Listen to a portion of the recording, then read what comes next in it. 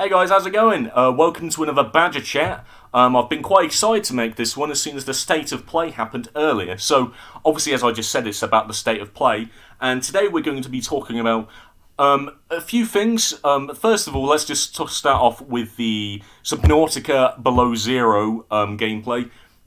I'm going to be honest, I have never played Subnautica, and I'm going to be honest, despite the gameplay looking interesting, it's not really inviting to me, so I probably won't buy it. I just thought I'd mention it because if I'm talking about the state of play, some people might want to know about how I feel about Subnautica, and that's just how I feel.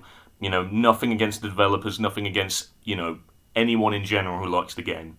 The second thing I want to talk about is actually Among Us. So Among Us finally got revealed for the PS4. Don't know if I'd say anticipated because, Among Us is living out its life cycle. I mean, they're going to different platforms to try and keep it alive, but I have this controversial opinion that, like some other games, Among Us may not be able to handle itself too well, and it could just go out of the spotlight completely. It might still have a very loyal fan base, but I don't think it will be in the spotlight for too long. Obviously, I am very excited to play it. I hope they don't, make it too pricey, because I do not want to be paying a tenner for that game, because it is not worth it. I'm telling you right now. The max I'd pay is a £5 at least, and a lot of people would say that was a stretch, but, I do like Among Us. One thing I will comment about Among Us, which I'm slightly concerned about, but I have not done my research, so I will not know. If you can tell me in the comments, that would be so much appreciated. So, Among Us is a game that, you've got your imposter and you've got your crewmates, and you can do things like call meetings. So if someone's done something sus, sorry, you can call it in, and then you can all have a discussion. So, unfortunately, I think in the PC version there is no game chat, meaning you can't talk to each other directly. You have to type on like a keypad or something, or a keyboard. And I'm slightly worried that's going to be the case with the PS4 one, because unfortunately something that PlayStation and Xbox and Switch are cursed with is the fact that using a game keyboard and gamepad is quite slow. So, I mean, you can buy a keyboard, but, that's investing money just to play Among Us, which I don't really want to do. But yeah, it's kind of like, I would love to talk to people. As much as that, a lot of people could argue that it could make it a toxic community, but sometimes you got to take these risks to make the game more playable, if you get what I mean. Like, I guess it's okay. I was about to say Call of Duty. If you remove game chat from Call of Duty, I don't know if that, obviously, maybe I haven't played it enough to be able to give a good perspective on this. But I think if they removed game chat from Call of Duty, I think people might get quite angry. But again, I'm not too sure about that, because I've never really used the game chat that much on that game. But my point is, if they don't have game chat in Among Us, it could really damage the game, if you get what I mean. Unfortunately, Switch is a cursed console in which they don't have voice chat on anything anyway, so you'd have to use the old keypad, which it sucks quite bad, because I have a Switch. Would I buy Among Us if it had voice chat on it? Yeah, but I don't really feel inclined to buy it if it doesn't have it. I mean, will I buy the PS4 version regardless?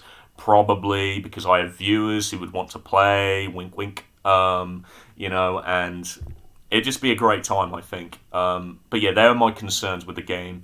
And actually, swiftly moving on, there was a Ratchet and Clank skin in the game, and that moves on to our point of the Ratchet and Clank Rift Apart gameplay. It was 15 minutes long of pure bliss. It was so good to watch. So let's start with a few bullet points. So number one is, let's start with environment. Usually a lot of people would say gameplay. I want to start with environment. So they show off a lot of the environments. They are stunning. It's the best Ratchet and Clank's ever looked. One thing I will say is Ratchet and Clank PS4, yes, I'm using this as a prop because I'm not good at editing, so yeah. This game had stunning visuals as well. However, it was drawn down by a few other aspects. Story. Which we will get to in a moment with Rift Apart. The environments are stunning. The ray tracing is really, it's super visible. One thing I will point out, unfortunately, is a PS5's curse is you have a performance mode and you have a visual mode. I hope picking the performance mode does not ruin the experience. I mean, I'm sure the levels will look beautiful as well, but, it really does suck that I have to sacrifice frame rate to have better visuals. It is a real shame. I don't know if the Xbox suffers with that, but if it doesn't, I guess that's a good incentive to buy an Xbox, but, for me as a, Ratchet and Clank fan, I unfortunately am forced to stay with PlayStation for now. So the environments are absolutely amazing. Sorry, I had a bit of a tear in my eye. I'm crying. And I can explain it. So, also, in the environments as well, they have so much more objects and, models and stuff in the environment. For example, in Nefarious City, so many cars going overhead all the time. The fact that the PS5 can handle that and keep it 60 is insane. We are really taking a step up in, gaming. Obviously, I guess the next step is VR, even though Ratchet and Clank in VR would be very weird. I don't know why, but yeah, the visuals are incredible. Now, let's move on to, let's move on to characters, I think. I'll leave gameplay for last because anticipation. Characters, so we have a few familiar faces. We have Ratchet, we have Clank, Quark, not too sure. Unfortunately, the Jim Ward scenario may not have him in the game. Hope he gets well. And it's Nefarious, Dr. Nefarious. Obviously, that's not a spoiler because you watched the trailer. Before I get on to the new person, obviously you know exactly who that is. Let's talk about the normal characters. So Ratchet. Ratchet. They've done something nice for Ratchet this time, and I'm so happy they've done it. Is if you've played this game, Ratchet and Clank PS4, you would see that in cutscenes when he's talking to characters, let's say I'm talking to Skid McMurks, they'd be like, "Hey dude, how you doing?" I'll be like, "Hello Skid, how are you doing?" I'm moving my arms around, I'm showing my emotion. In this game, Ratchet just stands there like, "Hello Skid, how are you doing today? I would like to kill all the sand sharks for you and get that hoverboard." That is pretty much how he spoke. But in Rift Apart, he was moving around. He was pointing in different directions. He had emotion on his face. I could feel the joy in his smile and the sadness of his frown as well. It was great. It was great to see, finally. God damn. But one thing about Ratchet that doesn't bother me too much, but I thought I'd point it out, is the fact that they seem to have done a little bit more with his fur. So if you're familiar with games like the Crash Bandicoot Insane Trilogy, you will see that more furry character mascots. I'm not talking about the furries as in the cult. Sorry, I'm joking. They show individual strands of fur for Crash, and even in the PS4 game they show more Ratchet fur. But in this game, I feel like they've taken it a little bit too far, to the point where he almost looks like a homeless man. Not too bad, obviously, a little bit like a homeless man. He's very scruffy in some cases, in some angles of a cutscene. But is that going to affect my experience? No, it won't. Now let's talk about Clank. I think, you know what? Clank is exactly the same, to a degree. He's shinier, thanks to ray tracing and stuff, which is awesome. I love a shiny Clank. I will say one thing, this is not actually much of a criticism, but if no offense to the voice actor, I forgot what his name is, you can tell that they've aged a little bit. Clank sounds a little older than he usually is, even though robots don't really age. They get rusty, but they don't really get old. Maybe in the Ratchet and Clank universe. Who knows? And actually, there is something I'm going to get onto with Clank, but when I'm talking about the other character, which is going to come up in a moment, that's quite important as well. Nefarious, his design's weird. I don't know if that was intentional or that was kind of just, some, I don't know, maybe they were just, I don't know, maybe they just got it wrong. I don't know. Obviously, there's known to be 2 Nefariouses, which is interesting. God, there's not much to say about Nefarious. He's Nefarious. He's just that villain that keeps coming back, no matter how many times you think you've killed the dude. Very much. Please don't bring back Ripto in Spyro 4, sorry. Please no. I don't know why I brought that up. But yeah, Nefarious is pretty much the same. His design's slightly different. Do I like it? Sure, it's Nefarious. Now let's talk about the elephant in the room, which is also a Lombax, and she's female. Rivet is a new character. She got her name revealed very recently. Apparently there was actually leaks about her name, but I never saw it, so it was quite a surprise to me. Rivet is a very surprising character. At first, I had this worry that they were going to go down the Last of Us route, where... Wait, was it the Last of Us route? No, sorry, let me not use that as an example. Let me use other video games. So, this is a controversial thing to say, but obviously, Lara Croft is an example of a perfect female mascot for a game. Obviously, I'd say that from the PS1 game, she was like portrayed to be, she was supposed to be made to look attractive despite her looking like polygons.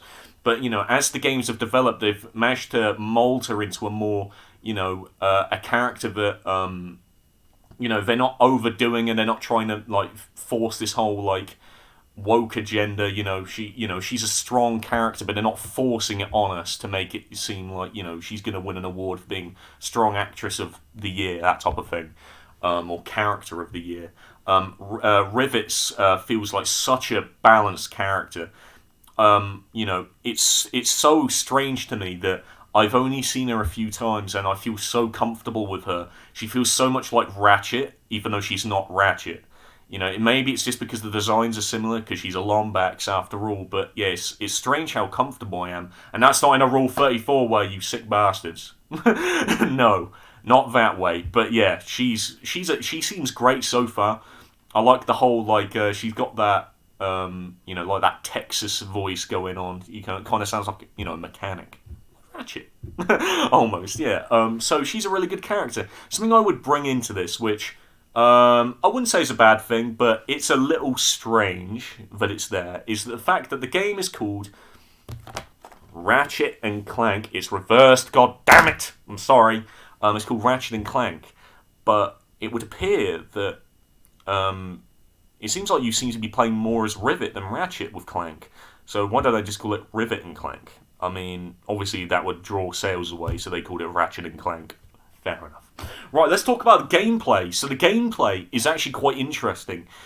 So if you've played every Ratchet and Clank game from Ratchet and Clank 1 to Ratchet and Clank PS4, ignoring certain games like All for One and Secret Agent Clank for a second, that you're used to the whole third-person shooter, slight platforming here and there.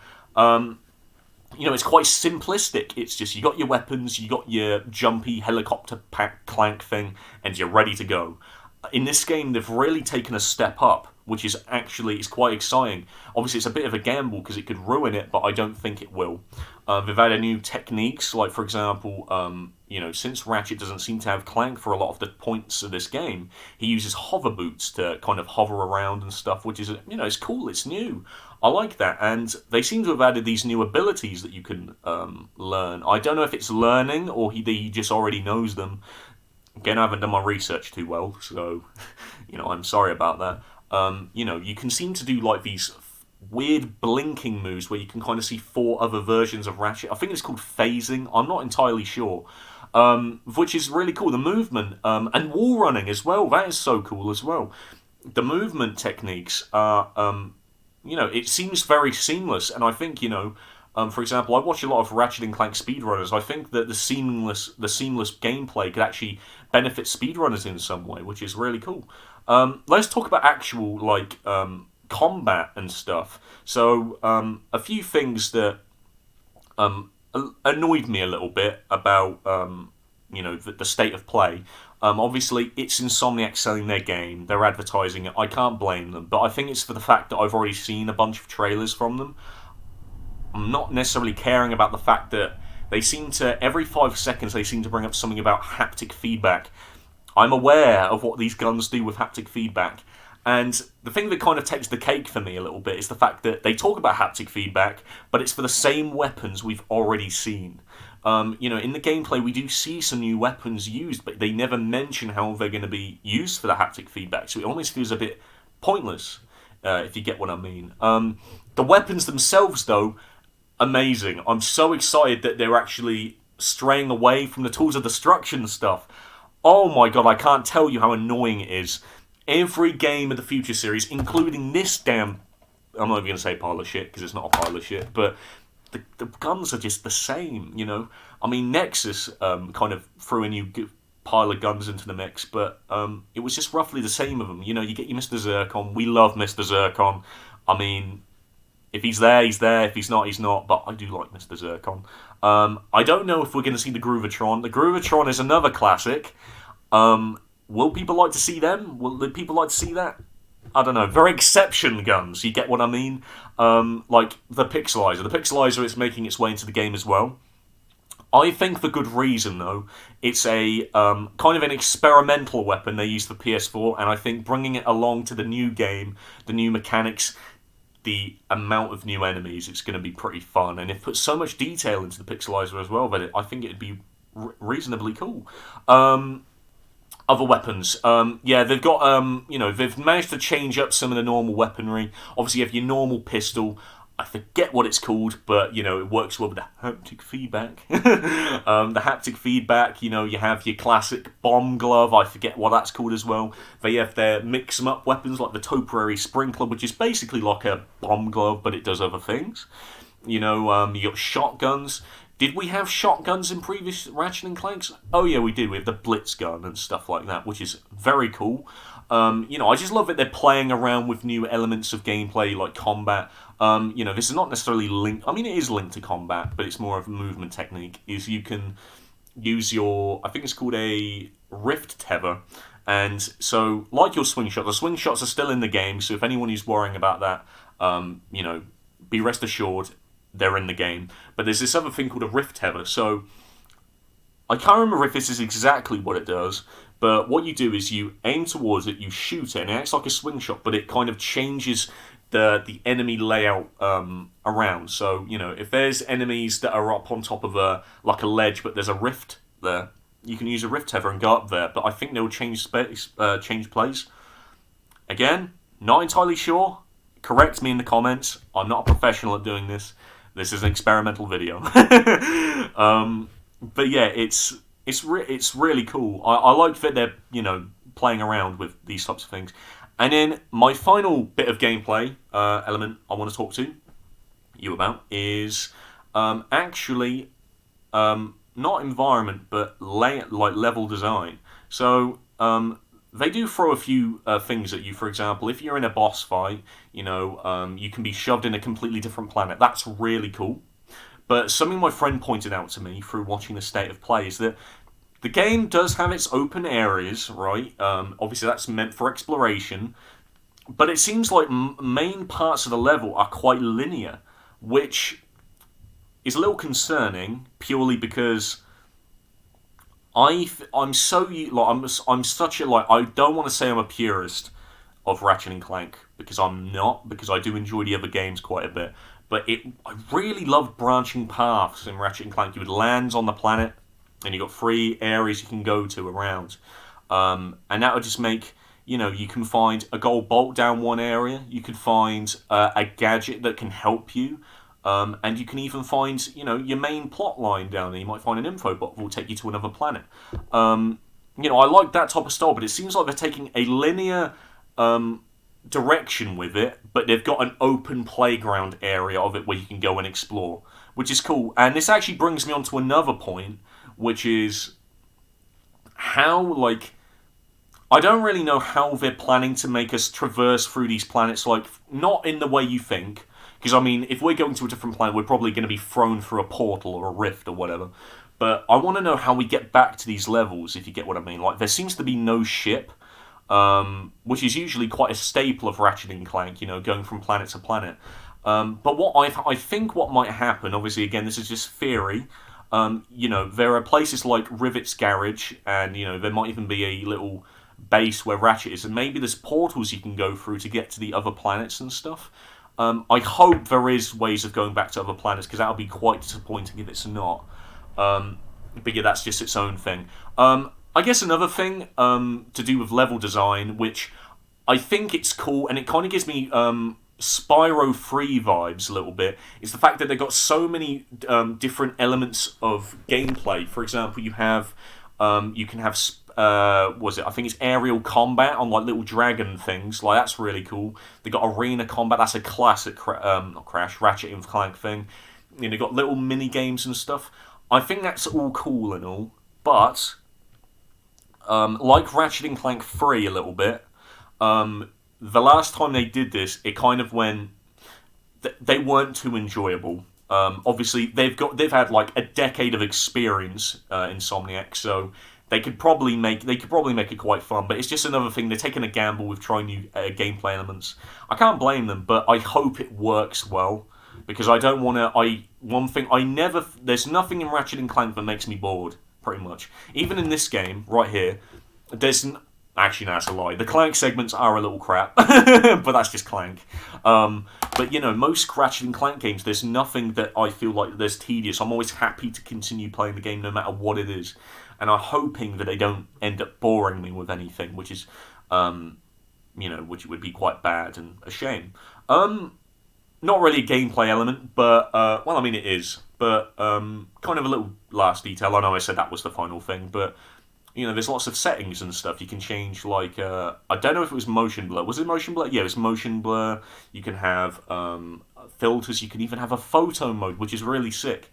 A lot of people don't care about that. I do, personally, because I like taking pictures of the game sometimes. And that'll just be a really cool inclusion. And armor. There is armor as well. That is a little thing I should mention. Digital Deluxe. I'm not too bothered, honestly. If it's Ratchet and Clank, I'll buy anything. Don't take advantage of me, Insomniac, goddammit. But yeah, it's overall a very exciting thing. I know that it was a state of play discussion. I've been speaking about Ratchet and Clank for like 20 minutes now. I love the game so much. I hope it all ends up doing well in the end, and I hope I have a good time. If I could get a PS5. That's this whole other issue. I might even talk about it in another Badger chat. But yeah, I hope you guys enjoyed me talking about the state of play. I will probably be streaming later today. Oh, actually, no, I probably shouldn't say that, because I plan to upload this at a later date. So today is, I think it's the 30th of April, so you know what the time zone is here. But yeah, I hope you enjoyed. Whenever I do one of these, I'm sure I'll have a good topic in mind. Yeah, and subscribe, like, and share, and I will talk to you later. All right. Goodbye, friends.